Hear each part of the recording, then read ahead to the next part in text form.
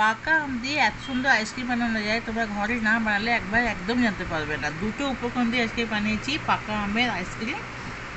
তোমরা ভিডিওটি অবশ্যই পুরো দেখো আর বলো কীরকম হয়েছে। তো ভিডিওটি পুরো দেখার জন্য অনুরোধ রইল। আজকে আমার পাকা আমের আইসক্রিম। নমস্কার বন্ধুরা, শিলা ফ্রি কুকিং ক্লাস সবাইকে অনেক অনেক স্বাগত। আজকে আমি আমের আইসক্রিম বানাবো, তার জন্য আমি মূল উপকরণ নিয়ে নিয়েছি এখানে পাকা আম, আর এখানে নিয়েছি আমি ক্ষীরাটাকে আমি এখানে মিল্ক মেড বলতে পারো। আমি এখানে বানিয়ে ফেলেছি ঘরে 1 লিটার আমি ভালো ফুল ক্রিম দুধকে শুকিয়ে আমি এটা পুরো আমি এখানে ক্ষীরা বানিয়ে নিয়েছি। আর এখানে অল্প একটু চিনিও দিয়েছিলাম আমি। এরপর এটাকে আমি আমের টুকরোটাকে ছাড়িয়ে নেব, আর ভেতরে যত কাঠ আছে আমের যে কাঠটা ওটা বার করে নেব। সব কটা আমকে আমি এখন খোসা ছাড়িয়ে ছোটো ছোটো পিস করে কেটে নিয়েছি।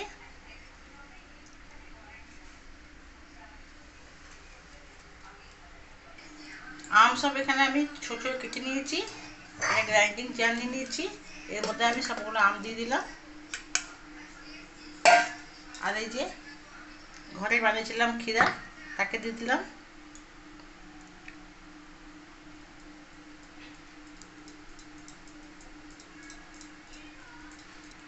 এবার এটাকে আমি একটা স্মুথ পেস্ট বানিয়ে নেব। এটা পেস্ট করার পরে দেখো এতটাই ঘন হয়ে যাচ্ছে, তো এতটা ঘন ঠিক হবে না, তো আমি অল্প একটু এতে দুধ মেশাচ্ছি। যদি ক্ষীরটা একটু পাতলা থাকে তবে দুধ মেশাতে হবে না। যেহেতু আমার ক্ষীরটা একটু মোটা করেছিলাম, বেশি ঘন করেছিলাম, তো এতে আমি অল্প একটু দুধ মিশিয়ে দিলাম। আরেকবার পেস্ট গ্রাইন্ডিং করে নেব। আর চিনি মেশালাম না, আমি এখানে যে যখন ক্ষীরা বানিয়েছিলাম ওতে চিনি মেশানো ছিল। আমটাও প্রচণ্ড মিষ্টি, তাই আমি চিনি মেশালাম না। তোমরা চাইলে এই জায়গায় অল্প চিনিও দিতে পারো। এটা আমি আরেকবার ঘুরিয়ে নেবো। ঘনত্বটা এরকম রাখলাম আইসক্রিমের মতন। এরকম যতটা বেশি ক্ষীর দেবে ততটাই ক্রিমিনেস ভালো আসবে, অন্য কোনো ক্রিমের দরকার নেই। এরপর একটা নিয়েছি এখানে আইসক্রিমের কৌটো, এর মধ্যে দিয়ে দেবো।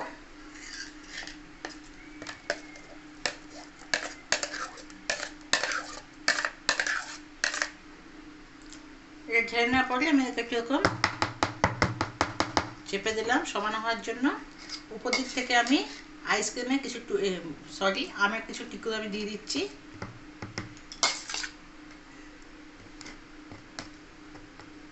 আর এটাকে আমি ফ্রিজে এখন চাপা দিয়ে ওভারনাইট রেখে দেবো।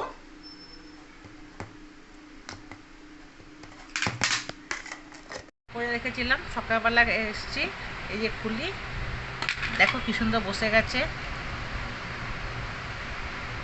উল্টো করে দিলেও পড়ছে না। এবার এটা বার করবো। যার আইসক্রিমের চামচ থাকে সে বার করতে পারবে, আমার কাছে নেই, আমি এটা হাতে নিয়ে নিয়েছি এখন ছোটো।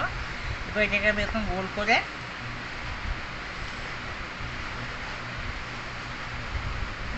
আমি করতে রাখলাম, দেখতে সুন্দর লাগে বলে। সার্ভ করবো। দেখো কি সুন্দরভাবে আইসক্রিমটা হয়েছে। মাত্র দুটো উপকরণ দিয়ে এত সুন্দর আইসক্রিমটা হতে পারে। কেউ না খেলে তোমরা বুঝতে পারবে না খেতে কতই সুস্বাদু হয়েছে। তোমরা একবার নিশ্চয়ই বানিয়ে দেখো, আমি অতটা জোর দিয়ে বলছি, দারুণ লাগবে খেতে। আর রেসিপিটা কেমন হয়েছে অবশ্যই কমেন্টে জানাবে। ভালো লাগলে লাইক করে দেবে আর শেয়ার করবে। আর আমার নিত্য নতুন রেসিপি আপডেট পাওয়ার জন্য চ্যানেলটিকে সাবস্ক্রাইব করে দেবে। ভালো থাকবে, সুস্থ থাকবে। কালকে আবার কোনো রেসিপি দেখা হয়ে যাবে। ধন্যবাদ।